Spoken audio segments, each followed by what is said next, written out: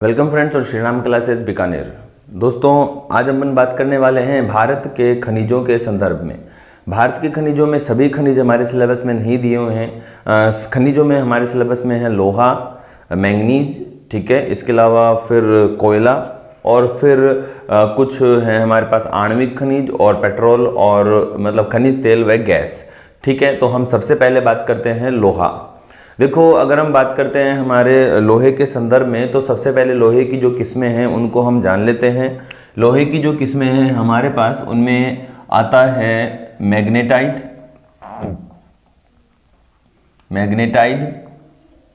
Haematite, siderite और आता है लिमोनाइट, ठीक है। तो मैग्नेटाइट, हेमेटाइट, सीडेराइट और लिमोनाइट ये चार प्रकार के हमारे पास खनिज हैं। अब अगर हम इनकी बात करते हैं मैग्नेटाइट, हेमेटाइट, सीडेराइट और लिमोनाइट के संदर्भ में, तो इनमें से सर्वोत्तम किस्म का कौन माना जाता है? तो इनमें से जो सर्वोत्तम किस्म का माना जाता है वो है मैग्नेटाइट। एनसीईआरटी के अकॉर्डिंग और सीटेट का एक पेपर हुआ था, उसमें ये क्वेश्चन था, तब मैग्नेटाइट को उन्होंने सर्वोत्तम माना था। मैग्नेटाइट में करीब 72% तक पाया जाता है लोहांश, ठीक है, ये ध्यान रखना है। मैग्नेटाइट में करीब 72% तक लोहांश मिलता है, ये ध्यान रखना है आपको। इसके अलावा हेमेटाइट जो होता है वो 65 से 70% तक हेमेटाइट में हमें लोहांश मिलता है, 65 से 70% तक। अब मैग्नेटाइट की खास बात ये भी है कि मैग्नेटाइट का जो मूल स्वरूप है वो ब्लैक कलर का है, तो मैग्नेटाइट को काला लोहा कहा जाता है। मैग्नेटाइट को कहा जाता है काला लोहा। हेमेटाइट की बात करते हैं तो हमारा जो हेमेटाइट है, इस हेमेटाइट का जो कि 65 से 70% है, इस हेमेटाइट में जो लोहा मिलता है वो लोहो अयस्क के मतलब रूप में जो मिलता है वो लोहो ऑक्साइड के रूप में है एक्चुअल में। तो लोहो ऑक्साइड के रूप में होने की वजह से इसे लाल लोहा कहते हैं, लाल लोहा। और ये जो सीडेराइट होता है ये जल योजित लोहा कहलाता है, जल योजित लोहा, ठीक है। और जल के योग की वजह से इसका रंग होता है पीला, तो ये पीला लोहा भी कहलाता है। और इसके अलावा लोहा का एक प्रकार और है जिसको हम कहते हैं लिमोनाइट। तो लिमोनाइट क्या है, अति निम्न कोटि का होता है, तो इस लिमोनाइट का तो खनन भी नहीं किया जाता है, ठीक है। अब अगर हम बात करते हैं भारत की, तो हमारा जो भारत है, अगर क्वेश्चन आता है कि विश्व लोहो अयस्क, हम बात कर रहे हैं लोहो अयस्क की, स्टील की हम बात नहीं कर रहे हैं, ठीक है, ये ध्यान रखना है। अगर हम विश्व में लोहो अयस्क की बात करते हैं तो लोहो अयस्क का अगर उत्पादन है तो लोहो अयस्क के उत्पादन में जो हमारा चीन है, चीन विश्व में पहला स्थान रखता है लोहो अयस्क के उत्पादन में, ठीक है। स्टील की अगर बात करते हैं तो चीन ही पहला स्थान रखता है और स्टील के प्रोडक्शन में भारत दूसरा स्थान रखता है, यानी कि इस्पात, लोहो इस्पात अलग चीज है, लोहो अयस्क अलग चीज है। हम लोहो अयस्क पढ़ रहे हैं, लोहो इस्पात नहीं पढ़ रहे हैं। हमारे सिलेबस में लोहो अयस्क आयरन ओर है, ठीक है, ये ध्यान रखना है, लोहो अयस्क है, स्टील नहीं है। तो अगर हम बात करते हैं तो हमारा जो भारत है चीन, ऑस्ट्रेलिया, ब्राजील के बाद चौथा स्थान रखता है वर्तमान में, ठीक है, लोहो अयस्क के उत्पादन में। और अगर परसेंटेज की बात करते हैं तो विश्व का 6% जो लोहा है वो हमारे भारत में निकलता है। लेकिन अगर स्टील प्रोडक्शन की, इस्पात प्रोडक्शन की बात करते हैं तो हमारा भारत चीन के बाद दूसरा स्थान रखता है इस्पात के उत्पादन में, ठीक है। आगे बात करते हैं, तो आगे जब हम बात करते हैं हमारे इन लोह यानी कि हम खनिजों पर अगर हम बात करते हैं तो खनिजों में लोह अयस्क में जो खनिज है लोह अयस्क, उसको हम आधारभूत खनिज भी कहते हैं, क्योंकि इससे जो मशीनरी बनती है वो अन्य जो खनिज हैं, उन अन्य जो उद्योग हैं या अन्य जो खनन उद्योग हैं वो लोहे से निर्मित होती हैं, तो ये आधारभूत खनिज कहलाता है। इसके अलावा लोह अयस्क को हम क्या कहते हैं, खनिजों का राजा भी कहते हैं, लोह अयस्क खनिजों का राजा भी कहलाता है। और वर्तमान सभ्यता जो है वो लोह सभ्यता है, ठीक है, ये ध्यान रखना है हमें। अब हम बात करते हैं कि हमारे भारत में लौह अयस्क के उत्पादन में कौन अग्रणी है। तो याद रखिए कि हमारा जो भारत है, भारत में लौह अयस्क उत्पादन में वर्तमान में उड़ीसा पहला स्थान रखता है, उड़ीसा पहला स्थान रखता है। और उड़ीसा वो राज्य भी है जहां पे हेमेटाइट के बड़े भंडार मिलते हैं। हमारे पूरे भारत में भी हेमेटाइट के जो लौह भंडार हैं वो सबसे ज़्यादा देखने को मिलते हैं। हेमेटाइट के लौह भंडार सबसे ज़्यादा देखने को मिलते हैं। अब अगर हम बात करते हैं हमारे इस संदर्भ में अपने जो कौन सा लौह अयस्क है हेमेटाइट है वो उड़ीसा में सबसे ज़्यादा निकलता है। और मैग्नेटाइट सबसे ज़्यादा, ये मैग्नेटाइट सबसे ज़्यादा कर्नाटक में निकलता है। तो मैग्नेटाइट का सबसे ज़्यादा उत्पादन कर्नाटक करता है, हेमेटाइट का उत्पादन सबसे ज़्यादा उड़ीसा करता है। अगर ओवरऑल भी पूछ लेते हैं कि ओवरऑल भारत में सबसे ज़्यादा लौह अयस्क कहाँ से निकलता है, कहाँ से प्राप्त होता है, तो आंसर आपको देना है उड़ीसा। ठीक है। सेकंड कौन है? सेकंड है छत्तीसगढ़। थर्ड कौन है? अभी थर्ड कर्नाटक है। ठीक है, ये ध्यान रखना है आपको। थर्ड कौन है? कर्नाटक है। ओके, अब है ना हम बात करेंगे हमारे भारत में प्रमुख जो लौह अयस्क के क्षेत्र हैं उनके बारे में। प्रमुख जो लौह अयस्क उत्पादक क्षेत्र हैं उनकी हम बात करते हैं कि क्या खास हैं वे। सबसे पहले तो हम कहाँ, उड़ीसा ही चलेंगे।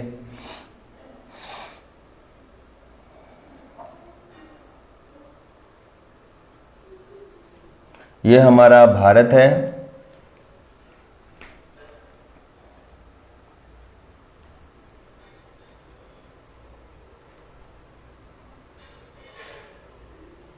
ठीक है, ये हमारा भारत है। अब देखो, अगर हम बात करते हैं हमारे भारत में उड़ीसा में मुख्य स्थान कौन से हैं, तो उड़ीसा में कुछ जिले हैं जैसे कि मयूरभंज और क्योंझर। ठीक है, ये ध्यान रखना। यहाँ पे हमारा उड़ीसा में मयूरभंज जिला है, मयूरभंज। ठीक है, इसके अलावा उड़ीसा में मयूरभंज के अतिरिक्त हमें मिलता है क्योंझर जिला। ठीक है, मयूरभंज और क्योंझर जिला है। अब मयूरभंज में जो प्रमुख स्थान है हमारा वो है बादाम पहाड़। ठीक है, ये ध्यान रखना है। मयूरभंज में बादाम पहाड़ काफ़ी प्रसिद्ध है, बादाम पहाड़। ठीक है, मयूरभंज जिला उड़ीसा में बादाम पहाड़ काफ़ी फेमस है। इसके अलावा उड़ीसा के कटक जो क्षेत्र है, उड़ीसा के कटक में यहाँ पे भी हमें लौह अयस्क की प्राप्ति होती है। अब बांसपानी और टोडा की जो खान है क्योंझर जिले में है, बांसपानी और टोडा। और इसके अलावा मयूरभंज में बादाम पहाड़ के अलावा गुरूम हिसानी और सुलेपात गुरूम हिसानी सुलेपात क्योंझर में बांसपानी और टोडा। ठीक है, ये काफ़ी प्रसिद्ध स्थान है हमारे। इसके अलावा अगर और हम बात करते हैं तो हमारे संबलपुर और कोरापुट जो क्षेत्र है यहाँ पे भी हमें बड़ी मात्रा में ये हमारा लौह अयस्क देखने को मिलता है। संबलपुर और कोरापुट जो क्षेत्र है यहाँ हमें देखने को मिलता है लौह अयस्क। ठीक है, ये ध्यान में रखना है। बोनाईगढ़, सुंदरगढ़ ये अन्य स्थान है। उड़ीसा के जो अन्य स्थान हैं उनमें आ जाएगा बोनाईगढ़ और सुंदरगढ़। ठीक है, ये ध्यान रखना है। उड़ीसा के बाद हम चलते हैं छत्तीसगढ़ में काफ़ी प्रसिद्ध क्षेत्र है बैलाडीला की खान। देखो, बैलाडीला की जो खान है छत्तीसगढ़ की अगर हम बात करते हैं तो बैलाडीला की खान ज़बरदस्त है। और राष्ट्रीय खनिज विकास निगम के अधीन आने वाली ये बैलाडीला की खान हमारे भारत की सबसे बड़ी यंत्रीकृत खान है। ठीक है, ये ध्यान रखना। भारत की सबसे बड़ी यंत्रीकृत खान कौन सी है? ये खान बैलाडीला की खान कहलाती है। ठीक है, यंत्रीकृत खान है सबसे बड़ी और बैलाडीला की खान कहलाती है। ठीक है, ये ध्यान में रखना है हमें। आगे बात करें अगर हम इस छत्तीसगढ़ में, तो छत्तीसगढ़ में कुछ अन्य स्थान पर भी मिलता है, जैसे दुर्ग जिले में दल्ली और राजहरा। छत्तीसगढ़ में डल्ली और राजहरा की जो खाने हैं यहाँ से भी हमें लौह अयस्क की प्राप्ति होती है। ठीक है, तो ये उड़ीसा में हो गए और ये छत्तीसगढ़ में हो गए। अब हम आ जाते हैं हमारे कर्नाटक में। कर्नाटक की अगर हम बात करते हैं तो कर्नाटक में जो प्रधान रूप से मुख्य खनिज हमें मिलते हैं, प्रधान रूप से जहाँ पे लौह अयस्क की प्राप्ति होती है वो हमारे कुछ प्रसिद्ध हैं, जैसे कि चित्रदुर्ग है, धारवाड़ है, शिमोगा है, तुमकुर है। यहाँ हमें कर्नाटक में मिलते हैं। कर्नाटक, चित्रदुर्ग, धारवाड़, शिमोगा, तुमकुर, इसके अलावा बेल्लारी, हासपेट, ये कुछ प्रसिद्ध क्षेत्र हैं कर्नाटक में जहाँ से हमें मैग्नेटाइट की प्राप्ति होती है। अब देखो मैं आपको बताऊं कि कर्नाटक का चिकमंगलूर नहीं लिखा क्या मैंने? कर्नाटक का चिकमंगलूर लिखूं मैं। कर्नाटक का जो चिकमंगलूर क्षेत्र है, इस चिकमंगलूर क्षेत्र से भी काफ़ी बड़ी मात्रा में लौह अयस्क की प्राप्ति होती है। अब प्रमुख खान के नाम बताऊं मैं आपको, आपने निश्चित रूप से सुने हैं, बाबा बूदन, है ना? बाबा बूदन ये चिकमंगलूर में है, और कुद्रेमुख ये भी चिकमंगलूर में है। बाबा बूदन और कुद्रेमुख,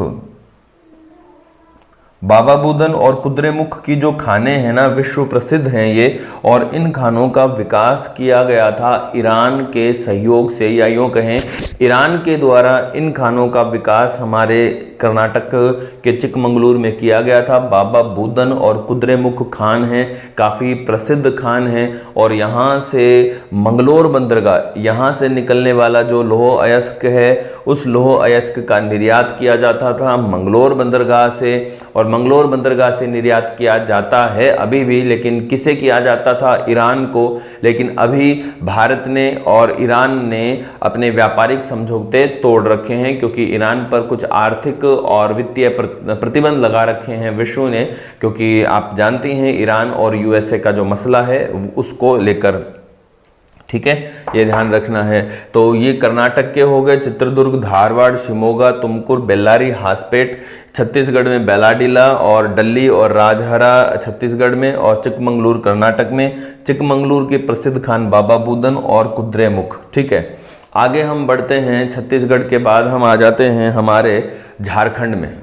ठीक है, झारखंड भी काफ़ी ज़्यादा फेमस है अपने लौह अयस्क के उत्पादन में, और झारखंड का जो रूर प्रदेश है आप जानते हैं वो कोयला के लिए भी जाना जाता है। तो हम छोटा नागपुर का जो पठार है, वो छोटा नागपुर का पठार पूरे भारत में खनिज भंडारों की दृष्टि से सबसे अग्रणी है, छोटा नागपुर का पठार।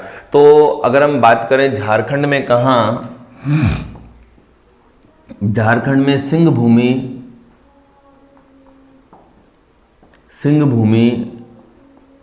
हजारीबाग, धनबाद,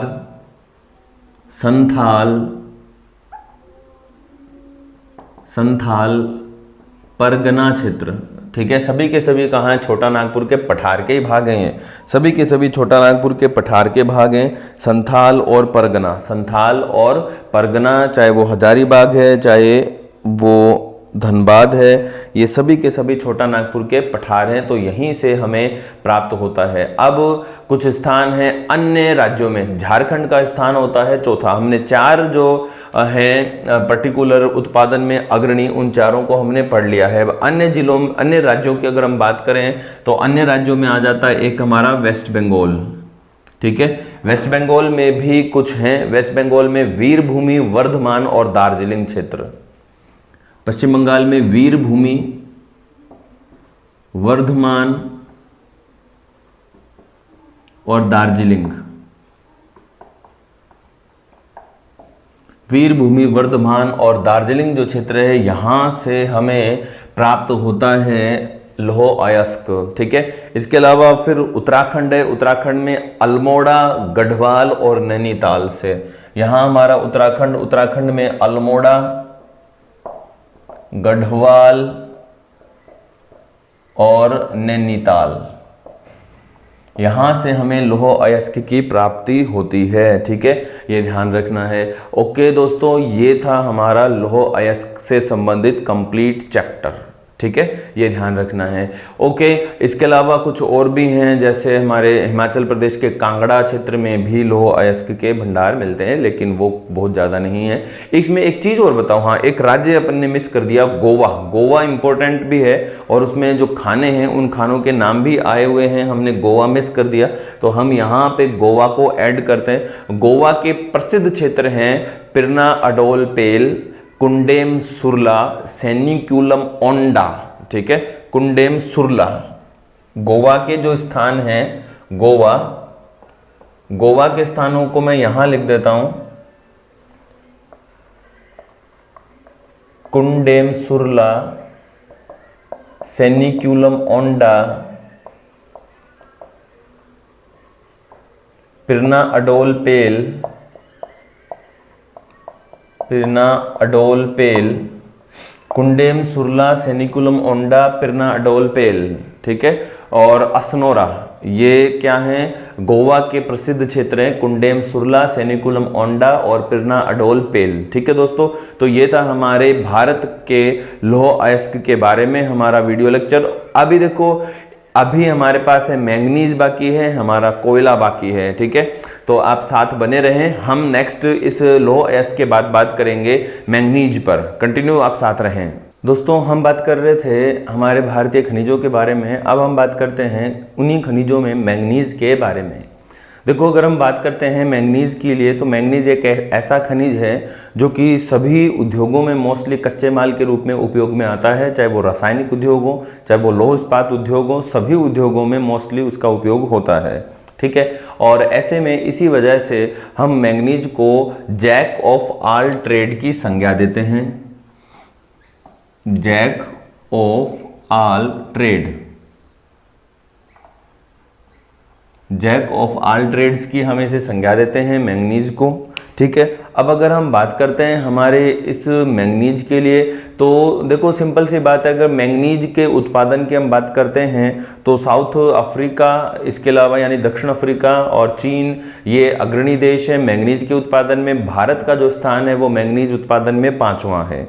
ठीक है, अब भारत में सबसे ज्यादा मैंगनीज का उत्पादन कौन करता है, तो मध्य प्रदेश करता है। दूसरा कौन करता है, तो महाराष्ट्र करता है। थर्ड कौन है, तो है उड़ीसा। ठीक है, ये आपको ध्यान में रखना होगा। अब सीधा सा हमें बात करना है कि हमारे भारत में मैंगनीज उत्पादक जो क्षेत्र हैं वो कौन कौन से हैं। तो भारत के अगर मैंगनीज उत्पादक क्षेत्रों की हम बात करते हैं, तो उसमें जब हम बात कर रहे हैं कि मध्य प्रदेश पहला स्थान रखता है, तो मध्य प्रदेश के 2 क्षेत्र हैं विशेष, एक तो बालाघाट और एक छिंदवाड़ा। यहाँ पर एमपी हम मान रहे हैं, तो एमपी के 2 मुख्य क्षेत्र हैं, उनमें से एमपी में एक है बालाघाट और एक है छिंदवाड़ा। ठीक है, बस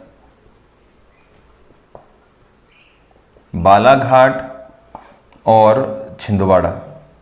ठीक है, बालाघाट और छिंदवाड़ा ये मध्य प्रदेश के मैंगनीज उत्पादक क्षेत्र हैं, इन्हें आपको ध्यान में रखना है। इसके अलावा फिर अगर हम और बात करें मैंगनीज पर कि मध्य प्रदेश के बाद कौन है, तो मध्य प्रदेश के बाद है महाराष्ट्र। महाराष्ट्र में भी बहुत ज़्यादा बड़े स्थान, मतलब बहुत ज़्यादा स्थान नहीं है, तो महाराष्ट्र में है अपने रत्नागिरी, नागपुर और भंडारा। रत्नागिरी, नागपुर और भंडारा, रत्नागिरी, नागपुर और भंडारा, ये महाराष्ट्र में है। ठीक है, ये ध्यान रखना है। इसके अलावा महाराष्ट्र के अलावा फिर हम उड़ीसा में चलते हैं कि उड़ीसा में कहाँ है, तो उड़ीसा में एक तो सुंदरगढ़ जो क्षेत्र है वहाँ पे गोंडाइट के भंडार है, और कालाहांडी और कोरापुट है वहाँ पे खोंडोलाइट और कोडुलाइट के भंडार हैं। तो उड़ीसा में चलते हैं हम। उड़ीसा के जो 2 जिले हैं कोरापुट और कालाहांडी, वहां चल रहे हैं। कोरापुट कालाहांडी ये क्या है, एक बेल्ट है मैंगनीज उत्पादक की, और यहाँ पे जो खाने हैं वो खोंडोलाइट और कोडुलाइट, खोंडोलाइट और कोडुलाइट की ये मुख्य खाने हैं। कोरापुट और कालाहांडी जिलों में। इसके अलावा उड़ीसा का जो सुंदरगढ़ है, सुंदरगढ़, इस सुंदरगढ़ में हमें जो खाने देखने को मिलती हैं वो हैं गोंडाइट की खाने, गोंडाइट। ठीक है, ये ध्यान रखना है। तो ये बात हो गई उड़ीसा की, ये महाराष्ट्र की और ये हमारे मध्य प्रदेश की। इसके अलावा आंध्र प्रदेश में भी है, विशाखापट्टनम है, गुंटूर है, ये स्थान आंध्र प्रदेश में भी हैं मैंगनीज उत्पादन के, विशाखापट्टनम और गुंटूर। ठीक है, ये ध्यान रखना, विशाखापट्टनम और गुंटूर क्षेत्र हैं जो कि जाने जाते हैं मैंगनीज उत्पादन के लिए। ओके दोस्तों, हमने लोहा पढ़ा, हमने मैंगनीज पढ़ा। अब हमारे पास जो सिलेबस है उस सिलेबस में हमारे पास कोयला। ठीक है, तो हम कोयला की बात करते हैं। कोयला की अगर हम बात करते हैं सिंपल, तो देखो ऐसा है कि कोयला सामान्यतः अगर हम उसकी किस्म की बात करते हैं तो इनमें एंथ्रासाइट जो किस्म होती है वो सर्वोत्तम किस्म की होती है, सर्वोत्तम किस्म होती है। और इसके अलावा अगर हम बात करें किस पे कि हमारे भारत में कौन सा किस्म सबसे ज़्यादा मिलती है उन सब में, तो हम बिटुमिनस जो किस्म हमारे भारत में सबसे ज़्यादा होती है। यानी सर्वोत्तम किस्म का जो कोयला होता है वो आप जानते हैं एंथ्रासाइट है, एंथ्रासाइट के बाद बिटुमिनस है, बिटुमिनस के बाद लिग्नाइट है, लिग्नाइट के बाद पीट है। बस ये 4 प्रकार के कोयला क्षेत्र हमारे भारत में, मतलब 4 ही प्रकार के होते हैं। तो ये 4 प्रकार के कोयला क्षेत्र मिलते हैं। इनमें से जो लिग्नाइट है ये हमारे राजस्थान में भी मिलता है। ठीक है, अब ये जो है बिटुमिनस हमारे भारत में सर्वाधिक मिलता है, भारत में सर्वाधिक मिलता है। ठीक है, अब भारत में जो कोयला है उस कोयले को हम 2 तरीके से पढ़ते हैं। ऐसे पढ़ा जाता है कोल एंड लिग्नाइट। ठीक है, अब कोल किसे कहा जाता है, तो कोल कहा जाता है बिटुमिनस को। बिटुमिनस कोकिंग कोल कहलाता है, बिटुमिनस कोकिंग कोल कहलाता है, बिटुमिनस औद्योगिक कोयला कहलाता है। कोकिंग कोल भी कहते हैं, औद्योगिक कोयला भी कहते हैं बिटुमिनस को। ठीक है, ये ध्यान रखना है आपको। अब अगर हम बात करते हैं हमारे इसी कोयले के संदर्भ में बिटुमिनस को लेकर, तो देखो ऐसा है कि सामान्य अगर हम बात करते हैं हमारे इस कोयले के संदर्भ में, तो हमारा जो इसकी हम बात करते हैं कोयले के लिए कि भारत का कोयला सबसे ज़्यादा जो बिटुमिनस है वो गोंडवाना लैंड से या गोंडवाना शैल से संबंधित है।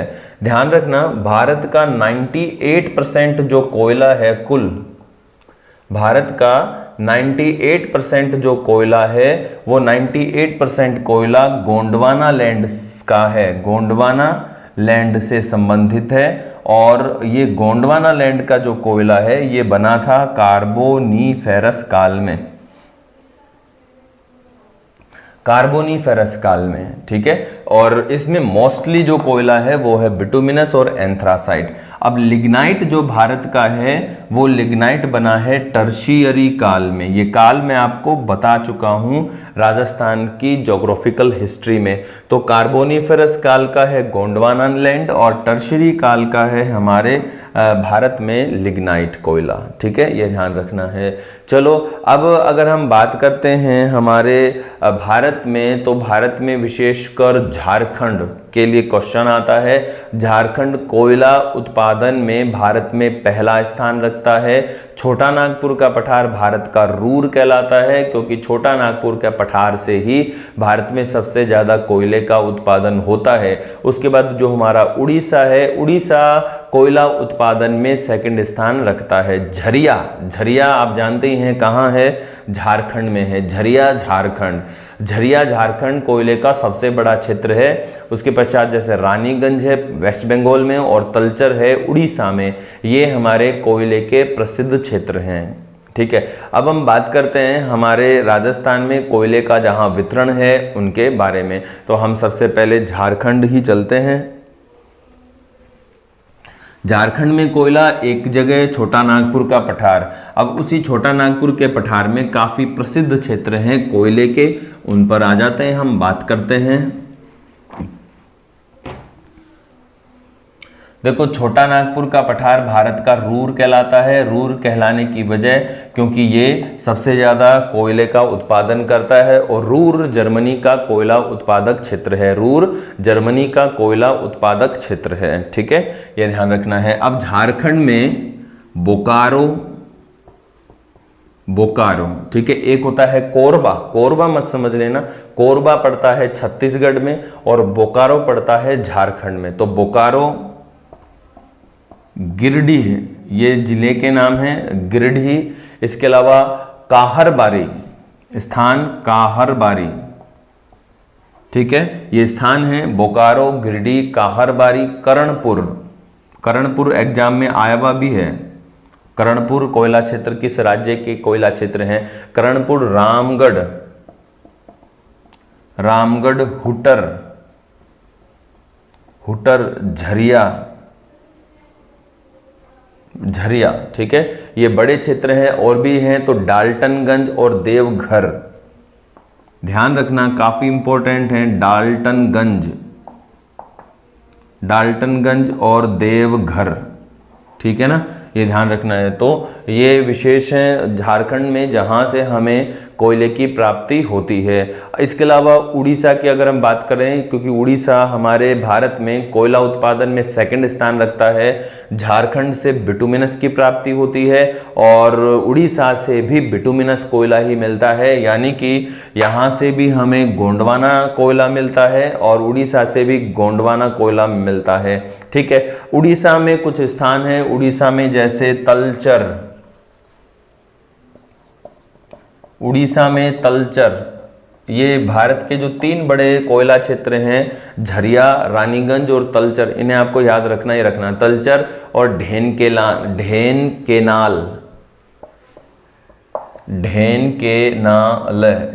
केनाल, ठीक है, और संबलपुर, संबलपुर, ये उड़ीसा के कोयला उत्पादक क्षेत्र हैं। संबलपुर, तलचर, ढेनकेनाल और संबलपुर, ठीक है, ये ध्यान रखना है। अब छत्तीसगढ़ में भी बड़े कोयला क्षेत्र हैं हमारे भारत में, छत्तीसगढ़ में बड़े कोयला क्षेत्र हैं और मध्य प्रदेश में भी। तो छत्तीसगढ़ में सिंगरौली, सिंगरौली, अब एक चीज ध्यान रखना, सिंगरौली एक स्थान है और सिंगरैनी एक स्थान है। सिंगरौली छत्तीसगढ़ में, सिंगरैनी आंध्र प्रदेश में।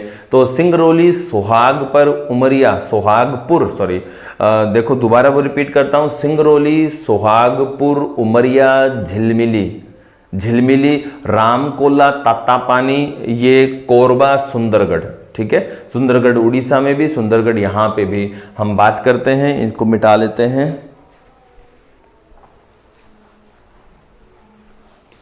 छत्तीसगढ़ के जो मुख्य कोयला उत्पादक क्षेत्र हैं उनको एक बार हम लिखते हैं थोड़ा।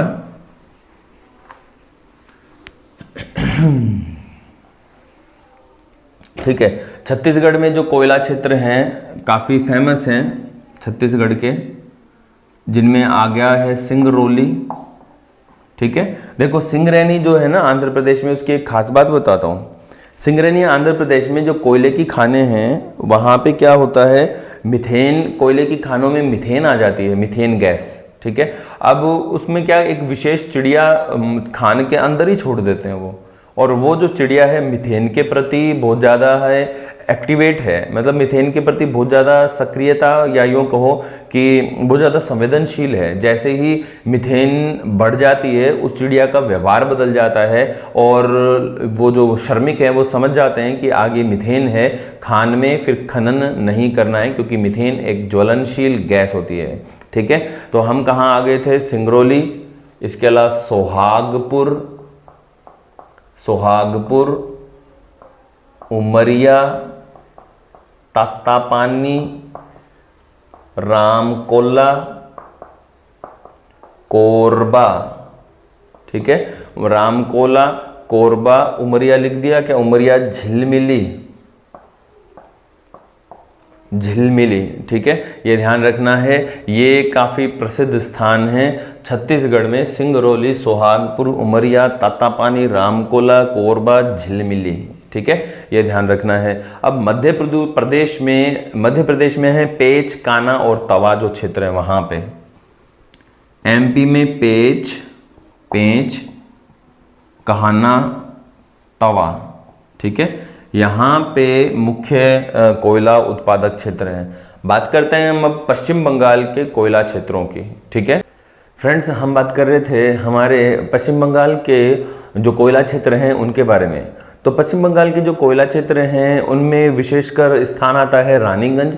और रानीगंज जो क्षेत्र है पश्चिम बंगाल का, वो रानीगंज वास्तव में क्या है, कोयले की खान है। रानीगंज ये कोयले की खान है और हमारे पश्चिम बंगाल के 2 जिले हैं, उन जिलों में इसका विस्तार है, वर्धमान एवं वीरभूमि। वर्धमान एवं वीरभूमि जो जिले हैं उन जिलों में इस रानीगंज कोयले क्षेत्र का विस्तार है। इसके अतिरिक्त दार्जिलिंग जो क्षेत्र है यहाँ पे भी हमें कोयला देखने को मिलता है। अब दार्जिलिंग में जो कोयला मिलता है पश्चिम बंगाल में वो बिटुमिनस नहीं है। यहाँ पे जो कोयला मिलता है वो तो बिटुमिनस है, यानी कि बिटुमिनस को ही हम क्या कहते हैं, कोकिंग कोल कहते हैं। तो यहाँ पे तो मिलता है कोकिंग कोल। और दार्जिलिंग जो क्षेत्र है, इस दार्जिलिंग क्षेत्र में जो कोयला मिलता है, दार्जिलिंग में कोयला मिलता है हमें टर्शियरी काल का लिग्नाइट।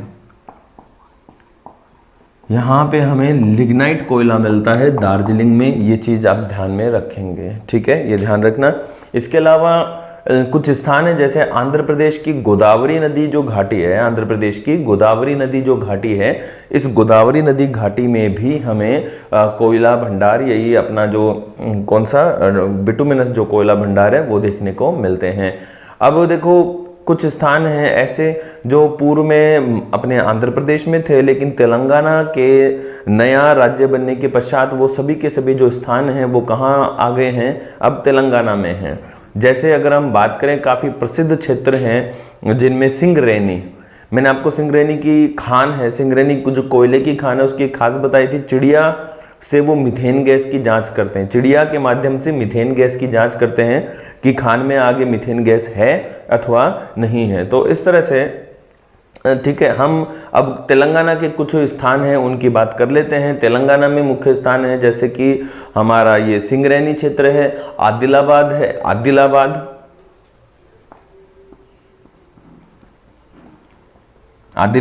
खम्मम, आदिलाबाद है, खम्मम है। यहाँ आदिलाबाद और जो खम्मम है ये भी अपने तेलंगाना में ही है। इसके अलावा वारंगल जो क्षेत्र है, वारंगल ये भी तेलंगाना में ही है, यहाँ से भी हमें कोयला प्राप्त होता है, ठीक है दोस्तों। तो ये तो थे हमारे भारत में मिलने वाले बिटुमिनस कोयला, इसी कोयले को हम कोकिंग कोल की संज्ञा भी देते हैं। अब हम बात करते हैं हमारे भारत में जो लिग्नाइट के भंडार हैं उनके बारे में।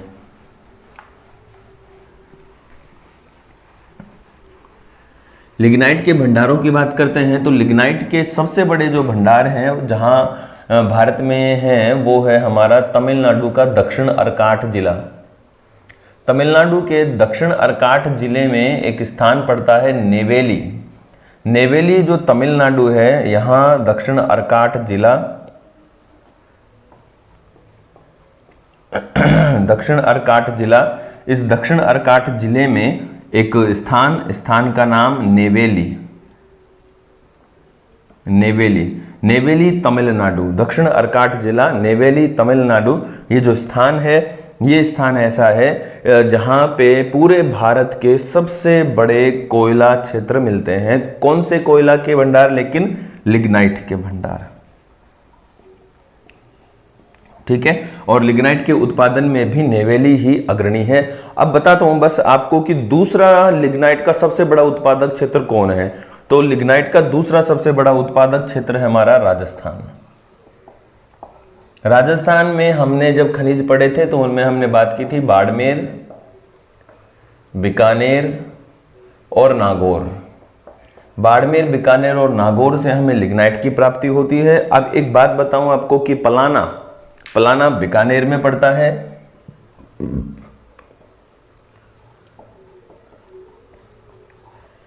पलाना बीकानेर की खास बात यह है, पलाना बीकानेर की खास बात यह है कि हमारा जो पलाना है जो कि बीकानेर में है, पलाना बीकानेर में विश्व का सर्वश्रेष्ठ लिग्नाइट निकलता है। पलाना बीकानेर में विश्व का सर्वश्रेष्ठ लिग्नाइट निकलता है, ये ध्यान में रखेंगे, ठीक है। तो पलाना बीकानेर विश्व का सर्वश्रेष्ठ लिग्नाइट। ओके दोस्तों, अब अन्य याद रखना। तो अन्य जैसे पश्चिम बंगाल है, पश्चिम बंगाल में हमने दार्जिलिंग की बात कर ली थी। दार्जिलिंग के अतिरिक्त पश्चिम बंगाल में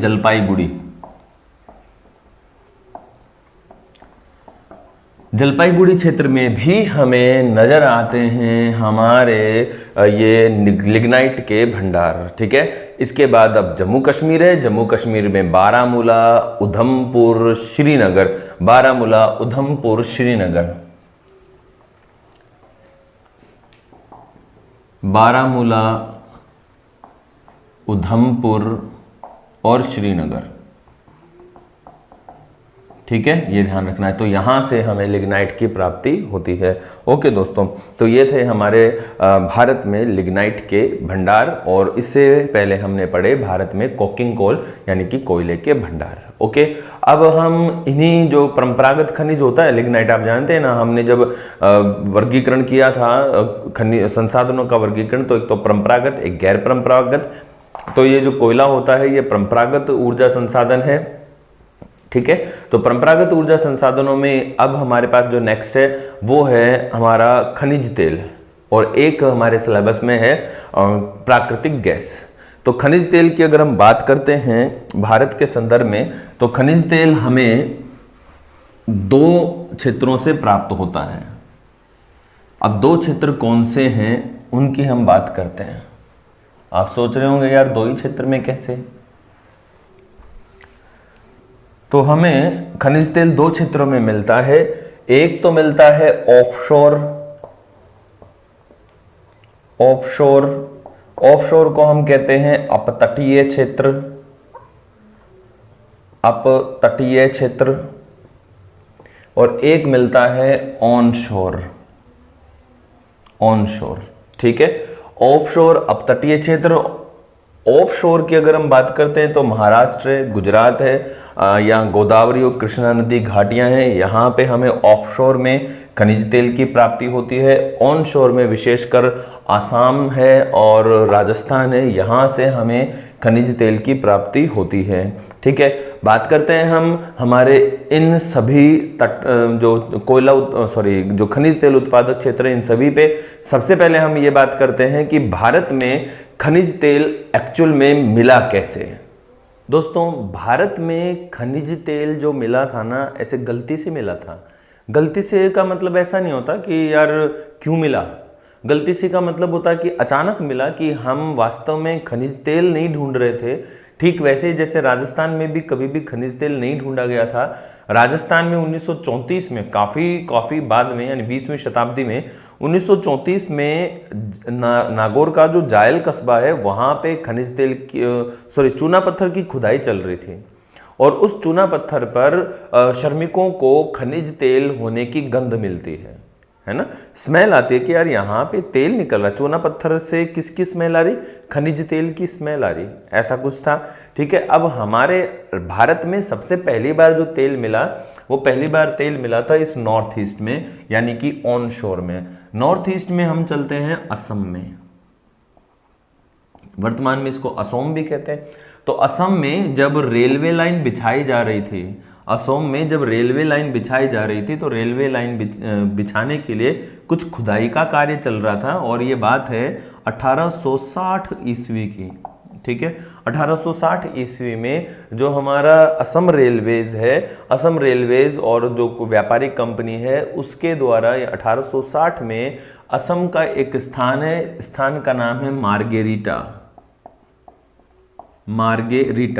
इस मार्गेरिटा क्षेत्र में हमारे असम में किसकी प्राप्ति हुई? खनिज तेल की। अब पता है क्या था, बिछा रहे तो रेलवे लाइन, और मिल गया क्या? खनिज तेल का भंडार। अब जब एक जगह खनिज तेल का भंडार असम में मिल गया, तो असम में ना खनिज तेल भंडारों की खोजबीन चालू हो गई कि यार यहाँ पे अब कुछ ना कुछ निश्चित है, ठीक है। और ऐसे में फिर आगे चल के 1889 में इसी असम में ही 1889 में काफी प्रसिद्ध खनिज तेल क्षेत्र की प्राप्ति हुई और इस खनिज तेल क्षेत्र को हम कहते हैं डिगबोई, ठीक है।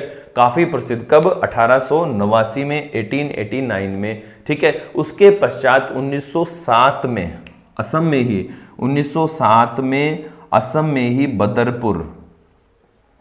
बदरपुर क्षेत्र से खनिज तेल की प्राप्ति हुई, ठीक है। ये ध्यान रखेंगे। अब क्या था कि बस भारत में ये बड़े भंडार का पता चला और भारत में भी मतलब एक और तो ऐसा था कि जो सऊदी अरब और ईरान, इराक ये जो थे यही खनिज तेल के रूप में जाते थे। अब हमारे भारत में भी 1907 में बदरपुर क्षेत्र में निकला।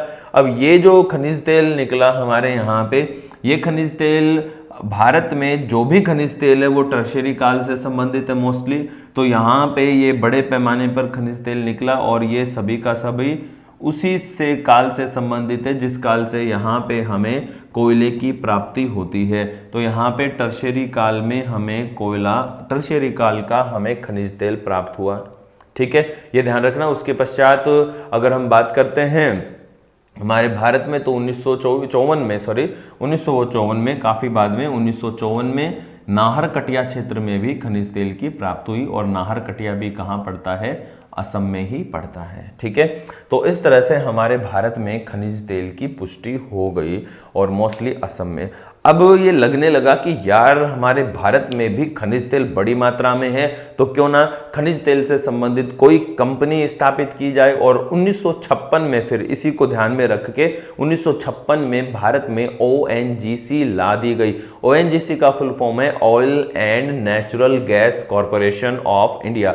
Oil and natural gas corporation of India 1956 में ये हमारे यहाँ पे आ गई, ठीक है। ये ध्यान रखना है। अब ONGC 1956 में आई तो ONGC ने क्या किया कि अब खनिज तेल खोजने के बड़े पैमाने पर कार्य शुरू कर दिए और खनिज तेल खोजने के प्रयास में ONGC को पहली सफलता मिली 1961 में।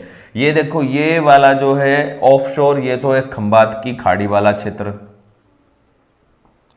खंबात की खाड़ी और ये जो क्षेत्र है ये है कच्छ की खाड़ी, कच्छ की खाड़ी। तो हमें सफलता मिलती है खंबात की खाड़ी और कच्छ की खाड़ी में हमें सफलता मिली, ठीक है। अब खंबात की खाड़ी और कच्छ की खाड़ी में जब हमें सफलता मिली तो कब मिली? खंबात की खाड़ी में ONGC के द्वारा 1961 में यहाँ पे खनिज तेल का पता लगा लिया 1961 में। और खास बात है कि 1976 में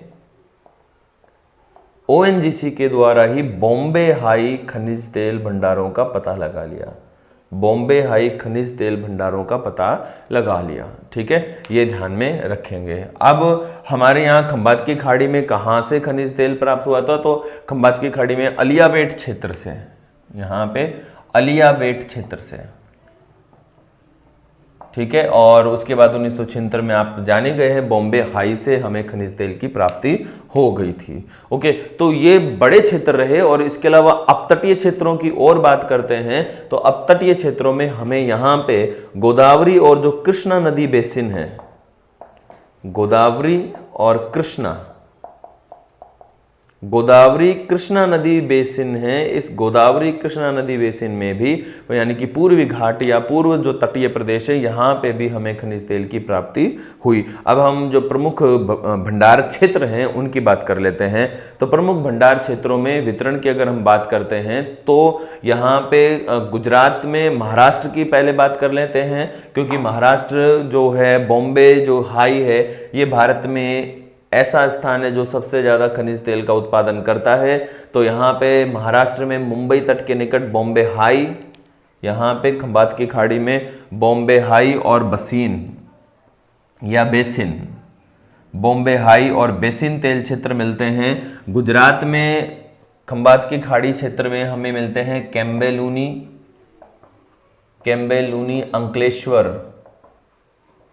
अंकलेश्वर और इसके अतिरिक्त अहमदाबाद, अहमदाबाद कालोल क्षेत्र में हमें खनिज तेल के भंडार मिलते हैं। महाराष्ट्र में बॉम्बे हाई और बेसिन क्षेत्र में, गुजरात में केम्बेलुनी, अंकलेश्वर, अहमदाबाद, कालोल क्षेत्र में हमें खनिज तेल के भंडार मिलते हैं। अब गोदावरी कृष्णा जो बेसिन है, यहाँ पर हमें एक भंडार मिलता है, रावा नाम है उसका, रावा क्षेत्र। इस रावा क्षेत्र से हमें खनिज तेल की प्राप्ति होती है। ठीक है, ये ध्यान रखना है। तो इसके अलावा फिर अगर हम बात करें कि और हमारा जो स्थान है अपतटीय क्षेत्रों में, असोम हो गया, सॉरी अपतटीय क्या मतलब मुख्य भूमि में असोम हो गया, लेकिन हमने एक बड़ी बात नहीं की है और वो है राजस्थान। राजस्थान क्या है कि जब हम खनिज तेल की भंडार की बात करते हैं तो राजस्थान को वर्तमान में हम बिल्कुल भी नहीं भूल सकते हैं। कारण है क्योंकि ऑफशोर के बाद, ये ऑफशोर है, ऑफशोर के बाद अगर भारत में सबसे ज्यादा खनिज तेल का उत्पादन कोई वर्तमान में करता है तो वो कौन है? राजस्थान। ठीक है, ये ध्यान रखना है। तो ऑफशोर के बाद खनिज तेल का सबसे ज्यादा उत्पादन करने वाला जो राज्य है वो है राजस्थान। लेकिन अगर हम बात करें ऑफशोर के स्थान पर मुख्य भूमि, ये ऑफशोर का मतलब हो गया अपतटीय क्षेत्र। अब अगर कोई पूछे कि मुख्य भूमि के माध्यम से या मुख्य भूमि से सर्वाधिक मात्रा में खनिज तेल का उत्पादन कौन सा राज्य करता है, तो हम आंसर देंगे राजस्थान। ठीक है, अब हम बात करते हैं हमारे भारत में खनिज तेल भंडारों के रूप में। देखो, सबसे पहली बात, हमारे खनिज तेल के जो भंडार हैं सबसे ज़्यादा इस अपतटीय क्षेत्र में मिलते हैं, करीब 276 मिलियन टन। ठीक है, 276 मिलियन टन खनिज तेल के भंडार मिलते हैं। और मुख्य भूमि की बात करते हैं तो यहाँ पे ओवरऑल भारत की बात करें तो पहला स्थान आसाम का, दूसरा स्थान। लेकिन अगर अपतटीय क्षेत्रों के स्थान पर पूछे कि मुख्य भूमि, ये मुख्य भूमि है, मुख्य भूमि में खनिज तेल के सबसे बड़े भंडार कहाँ हैं, तो आसाम में ही हैं। ठीक है, ध्यान रखना, मुख्य भूमि में खनिज तेल के सबसे बड़े भंडार कहाँ हैं, हमें मिलते हैं आसाम में। ठीक है, आसाम में करीब 160 मिलियन टन इसके भंडार हैं। अब बात आ जाती है हमारे इस उत्पादन के संदर्भ में। उत्पादन की अगर हम बात करते हैं तो उत्पादन में हमारा ये जो ऑफशोर है, अपतटीय क्षेत्र सबसे ज्यादा उत्पादन करता है और ऑफशोर के बाद राजस्थान दूसरा सबसे ज्यादा उत्पादन करता है। ठीक है, ये ध्यान रखेंगे। ओके, ये तो बात हो गई हमारे खनिज तेल के संदर्भ में। अब एक्चुअल में जो खनिज तेल के क्षेत्र होते हैं, जो खनिज तेल के क्षेत्र होते हैं, वहीं से हमें नेचुरली प्राकृतिक गैस की प्राप्ति भी होती है। अब प्राकृतिक गैस के सबसे बड़े जो भंडार हैं वो हमें फिर से ऑफशोर पे ही मिलते हैं, यहीं पे, ये ऑफशोर है अपतटीय क्षेत्र।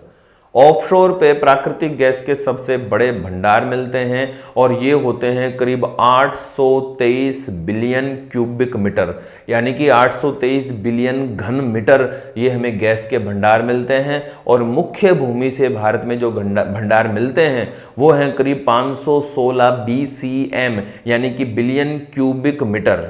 ठीक है, ये ध्यान रखना है। अब उत्पादक क्षेत्र वही हैं, केम्बेलुनी, अंकलेश्वर और ये बॉम्बे हाई और बेसिन तेल क्षेत्र और असम के भी यही क्षेत्र हैं।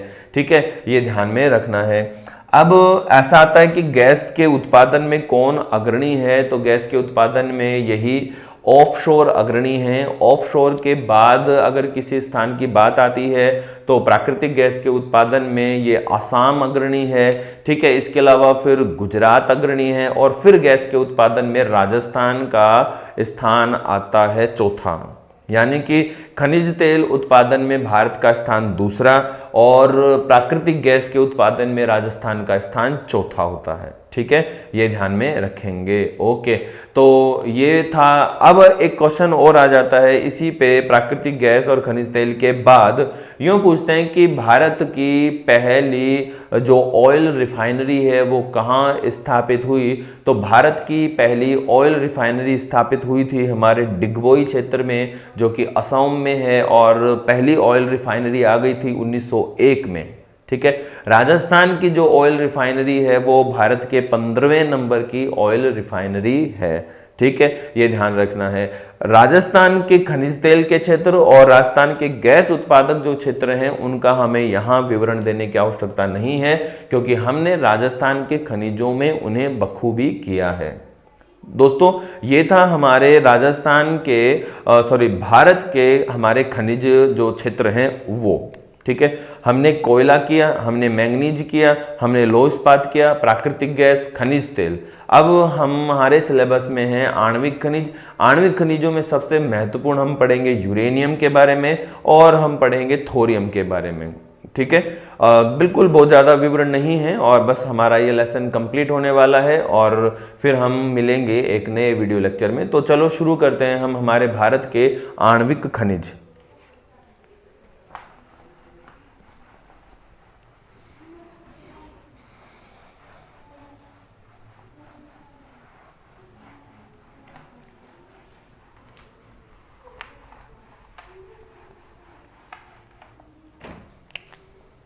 भारत के आणविक खनिज,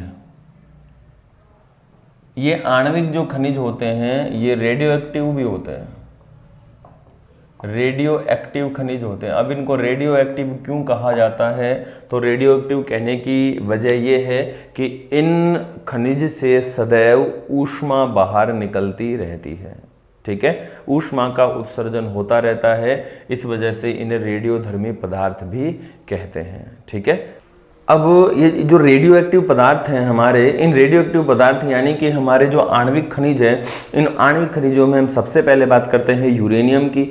यूरेनियम मोस्ट इंपॉर्टेंट आणविक खनिज है। उसकी वजह यह है कि ये परमाणु भट्टी में जो परमाणु विद्युत संयंत्र हैं उनमें ये ईंधन के रूप में उपयोग में आता है।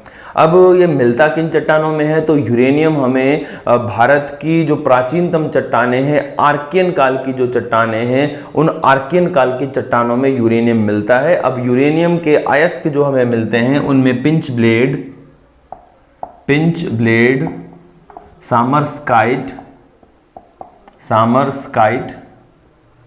थोरियोनाइट, ये हमारे यूरेनियम के क्या हैं? अयस्क हैं। अब क्वेश्चन ये बनता है कि यूरेनियम हमारे भारत में सबसे ज़्यादा कहाँ मिलता है? तो यूरेनियम हमारे झारखंड के सिंहभूमि जिले की एक खान है जादूगोड़ा।